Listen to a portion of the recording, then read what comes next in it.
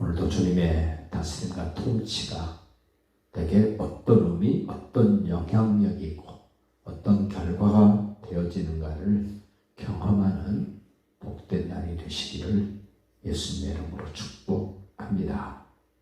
이제 모세의 시대는 완전히 이제 끝이 나고 여호수아 시대가 열리면서 여호수아가 꼭 해야 될 일, 언약 백성들을 이끌고 요단을 건너 가나안 땅을 차지하는 그 일이 여호수아가 분명하고 확실하게 해야 될 일이었습니다.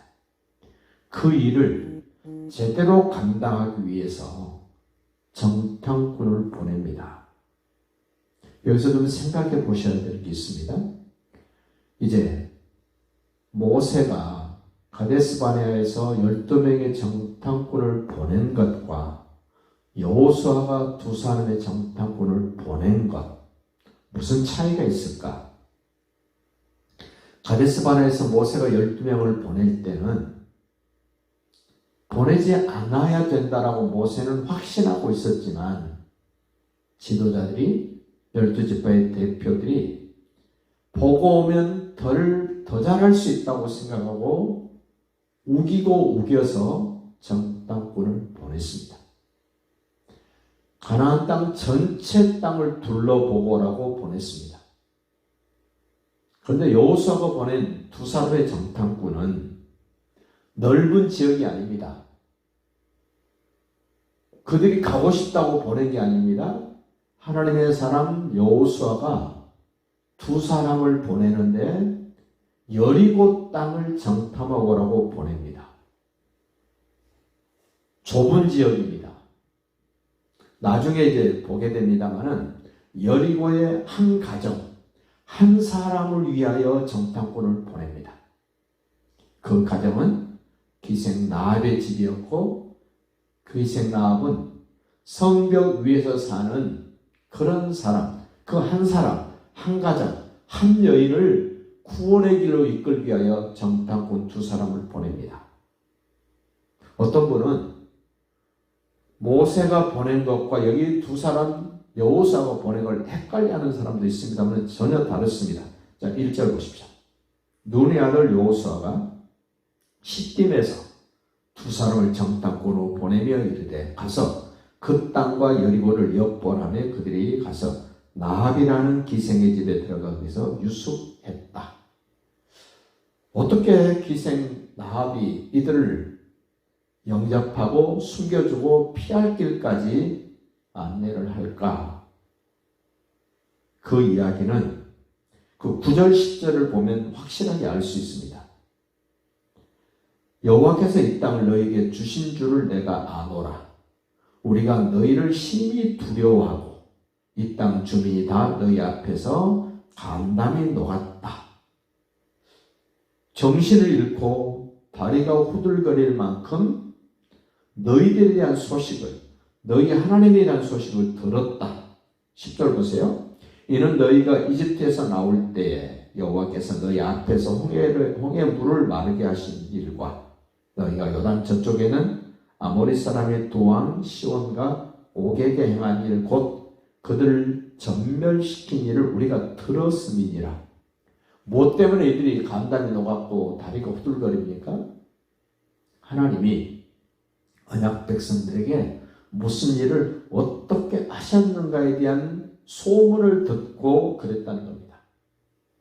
오늘 우리도 하나님이신 예수님이, 만왕의 왕이신 예수님이 구원받게 될 하나님의 사람인 나를 위하여 무슨 일을 어떻게 하셨는가를 누군가로부터 전달받고 누군가에게 전달할 때 기생 라합이 하나님이 하신 일을 듣고 이런 현상, 이런 반응을 보인 것처럼 우리도 예수님이 여인의 후손으로 오셨다는 사실을 말하고 죄 때문에 심판받고 저주받고 지옥 가야 될 그 형벌을 예수님이 담당해 주셨다는 사실을 말하고 무덤에 장사 지낸 바 되어서 사망 권세를 깨뜨리시고 우리를 의롭다 하시게 하여 부활하신 예수님을 누구에게 말하고 우리의 영원한 집을 준비하게 승천하셨고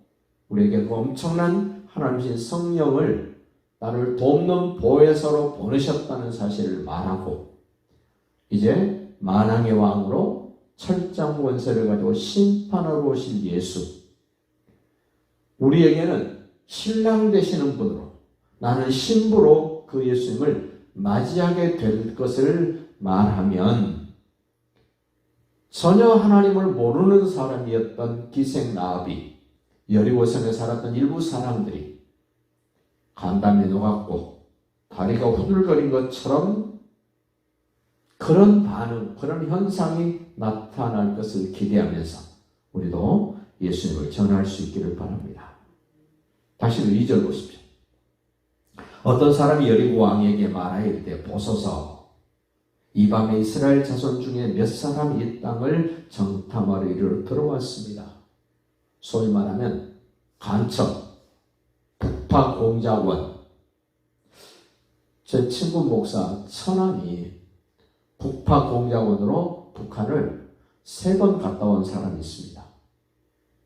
그 북파공작원으로 차출될 때 너는 형제들이 많으니까 너희 집안에서 너 하나 없어도 괜찮으니까 너 갔다 와. 이렇게 해서 차출이 됐답니다. 그런데 3번씩이나 갔다 왔습니다. 가족들은 전혀 몰랐습니다. 이 사람들은 정탐꾼 2사람은 여호수아에게 목숨을 맡긴 사람입니다.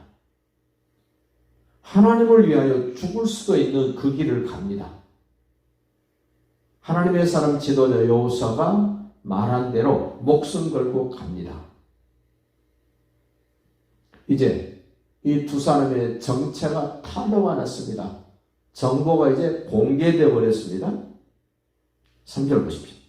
여리고 왕이 나합에게 사람을 보내어 이르되 내게로 와서 내 집에 들어간 그 사람을 끌어내라. 그들은 이 온 땅을 정탐하러 왔느니라. 간첩이라는 얘기입니다. 너희 집에 간첩 찾아왔지. 우리나라로 생각해 보십시오. 간첩 신고하면 포상받습니다. 귀한 대접도 받습니다. 기생 나합도 그런 제도가 있었을 것입니다.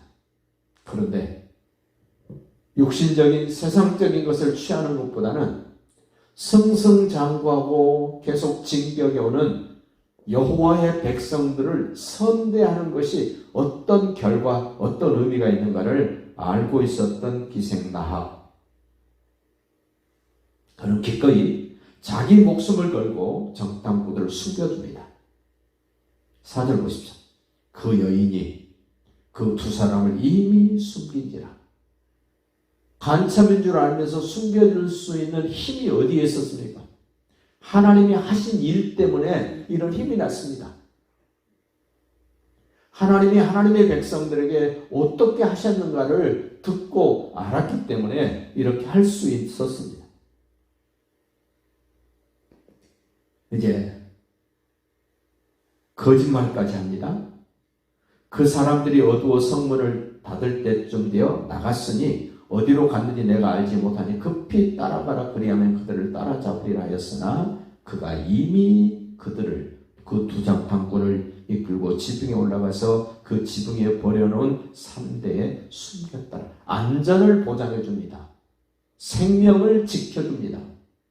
그 정체를 감춰줍니다.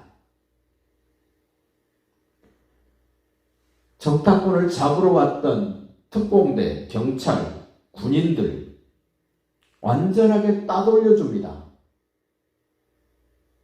하나님이 원하시는 일, 하나님의 종 여호수아가 원하는 일을 원활히 이룰 수 있도록, 확실히 감당할 수 있도록 작은 여인의 몸짓으로 하나님의 크신 뜻을 이루는 일에 쓰임받는 기생 나합은 예수님의 족보에 당당하게 기록이 됩니다. 얼마나 의미 있는 일을 했는지. 7절 보십시오. 그 사람들은 요단 나루터까지 그들을 쫓아갔고 그들을 뒤쫓는 자들이 나가자 곧 성문을 닫았더라. 더 이상 이 정탐꾼과 관계를 맺지 못하도록, 더 신경 쓰지 않도록, 마음 쓰지 않도록 완벽하게 차단해주는 이 기생나합.